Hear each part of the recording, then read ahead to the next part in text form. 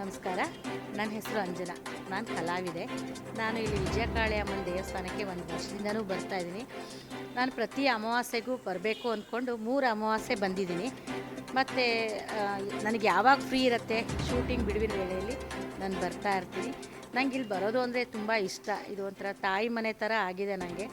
ನಾನು ಇಲ್ಲಿ ನನಗೆ ಗೊತ್ತಿದ್ದು ಎಲ್ಲ ತಿಳ್ಕೊಂಡು ಯಾರಿಂದನೋ ಕೇಳ್ಕೊಂಡು ಬಂದಿದ್ದಲ್ಲ.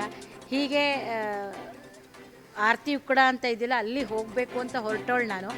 ಈ ದಾರಿನಲ್ಲಿ ಹೋಗಬೇಕಾದ್ರೆ ಇಲ್ಲಿ ಏನಪ್ಪ ಇದಿಷ್ಟು ದೊಡ್ಡ ದೇವಸ್ಥಾನ ಅಂತ ಹೇಳಿ ಅಲ್ಲಿ ಗೇಟಿಂದ ಗಾಡಿ ನಿಲ್ಲಿಸಿ ಒಳಗಡೆ ಬಂದಾಗ ಅವತ್ತು ಅಮಾವಾಸ್ಯೆನೇ ಆಗಿತ್ತು. ಪ್ರತ್ಯಂಗಿರ ಹೋಮ ಎಲ್ಲ ಮುಗಿದೋಗಿತ್ತು. ಗುರುಗಳಿದ್ದರು. ಗುರುಗಳ ಹತ್ರ ಹೋಗಿ ಅವರನ್ನು ಯೂಟ್ಯೂಬಲ್ಲಿ ಒಂದು ಸರಿ ನೋಡಿದ್ದೆ. ಆದರೆ ಸರಿಯಾಗಿ ಇಲ್ಲಿ ಪವಾಡ ಈ ವಿಷಯಗಳು ನನಗೇನು ಗೊತ್ತಿರಲಿಲ್ಲ. ಹಾಗೆ ಬಂದು ಗುರುಗಳ ಹತ್ರ ಸುಮ್ಮನೆ ಮಾತಾಡಿದೆ. ಇಲ್ಲಿರೋರೆಲ್ಲ ಗುರುತಿಡಿದ್ರು. ಗುರುಗಳು ನನ್ನ ಜೀವನದಲ್ಲಿ ಏನೇನು ನಡೆದಿತ್ತು, ಏನು ನಡೀತಾ ಇದೆ ಅನ್ನೋದನ್ನು ಹೇಳಿದ್ರು. ಮುಂದೆ ಒಳ್ಳೆಯದಾಗುತ್ತೆ ಅಂತ ಕೂಡ ಹೇಳಿದ್ರು. ಇಲ್ಲಿ ಬಂದು ಹೋದ ಮೇಲೆ ನನ್ನ ಆರೋಗ್ಯ ತುಂಬ ಸುಧಾರಿಸ್ತು. ಬಹಳ ಅಂದರೆ ಬಹಳ ಸುಧಾರಿಸ್ತು. ನನ್ನ ಆರೋಗ್ಯದಲ್ಲಿ ನನ್ನ ಆರೋಗ್ಯದಲ್ಲಿ ಪ್ರಾಬ್ಲಮ್ ಇತ್ತು. ನನಗೆ ಅದು ಹೇಳ್ಕೊಳಕ್ಕಾಗದೇ ಇರೋಷ್ಟು ಪ್ರಾಬ್ಲಮ್ ಇತ್ತು. ಹಾಗೆ ನಾನು ಸಿನಿಮಾ ಇಂಡಸ್ಟ್ರಿಯಿಂದ ಸ್ವಲ್ಪ ದೂರನೇ ಇದ್ದೆ. ಮತ್ತು ಒಳ್ಳೊಳ್ಳೆ ಅವಕಾಶಗಳು ನನ್ನನ್ನು ಹುಡುಕ್ಕೊಂಡು ಬಂತು. ನಾನು ಮತ್ತೀಗ ಒಳ್ಳೊಳ್ಳೆ ಪ್ರಾಜೆಕ್ಟ್ಗಳನ್ನು ಮಾಡ್ತಾಯಿದ್ದೀನಿ ಕೂಡ. ಇಲ್ಲಿ ಬಂದ ಮೇಲೆ ನಂಗೆ ಬಹಳ ಒಳ್ಳೆಯದಾಗಿದೆ. ಆ ತಾಯಿನ ನಂಬಿದ್ರೆ ಆ ತಾಯಿ ಕೈ ಬಿಡಲ್ಲ. ಬಹಳ ಒಳ್ಳೆಯದಾಗತ್ತೆ ಇಲ್ಲಿ ಬಂದರೆ. ಮತ್ತು ನನ್ನ ತಂಗಿ ಮಗಳಿಗೂ ಕೂಡ ಅಷ್ಟೇ, ಮದುವೆ ಆಗಿ 5-6 ವರ್ಷ ಆಗಿದೆ. ಇನ್ನು ಮಕ್ಕಳಾಗಿಲ್ಲ.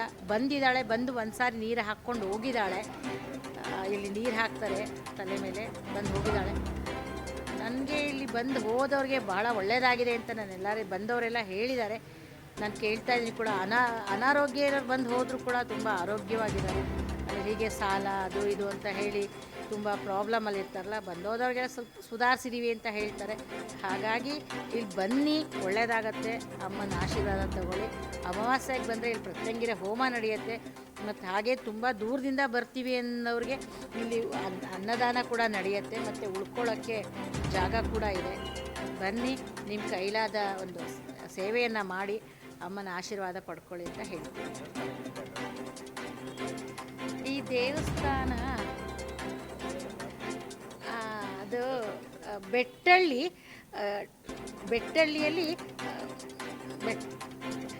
ಗುರುಗಳ ಬಗ್ಗೆ ಹೇಳಬೇಕು ಅಂದರೆ ಮಾತುಗಳೇ ಇಲ್ಲ ಸರ್. ತುಂಬ ಚಿಕ್ಕ ವಯಸ್ಸು, ದೊಡ್ಡ ಕೆಲಸಗಳು ಮಾಡ್ತಾ ಇದ್ದಾರೆ. ಜನಸೇವೆ, ಜನಾರ್ದನ ಸೇವೆ ಅಂತ ಹೇಳಿ ಬಂದ ಭಕ್ತರನ್ನು ತುಂಬ ತಾಳ್ಮೆಯಿಂದ, ಅವರಿಗೆ ತಾರತಮ್ಯ ಅನ್ನೋದೇ ಇಲ್ಲ.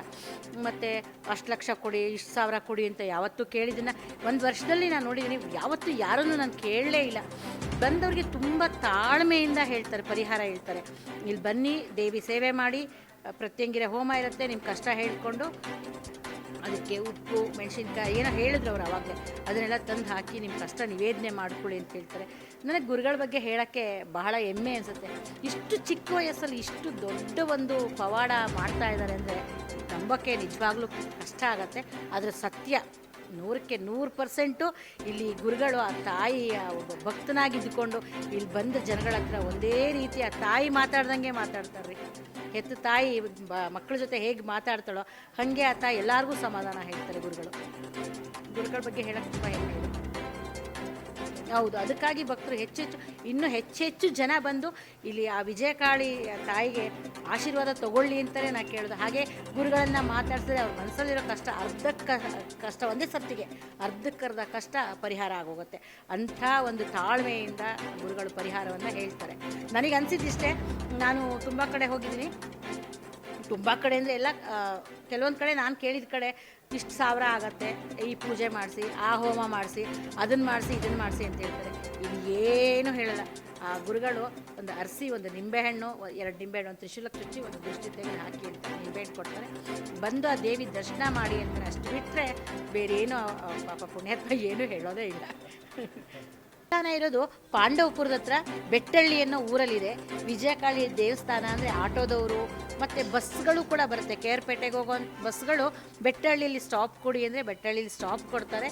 ಇದು ಬೆಟ್ಟಳ್ಳಿ ಅಂತ ವಿಜಯಕಾಳಿ ದೇವಸ್ಥಾನ ಪಾಂಡವಪುರಕ್ಕೆ ಹತ್ತಿರವಾಗಿದೆ. ಹಾಂ, ಎಲ್ಲರಿಗೂ ದೀಪಾವಳಿ ಹಬ್ಬದ ಆರ್ಥಿಕ ಶುಭಾಶಯಗಳು. ಎಲ್ಲರಿಗೂ ಒಳ್ಳೆಯದಾಗಲಿ, ಬೆಳಕಾಗಲಿ. ನಿಮ್ಮ ಜೀವನದಲ್ಲಿ ಕತ್ತಲೆ ಕಳೆದು ಬೆಳಕಾಗಲಿ ಅಂತ ಕೇಳ್ಕೊತೀನಿ. ನಮಸ್ಕಾರ.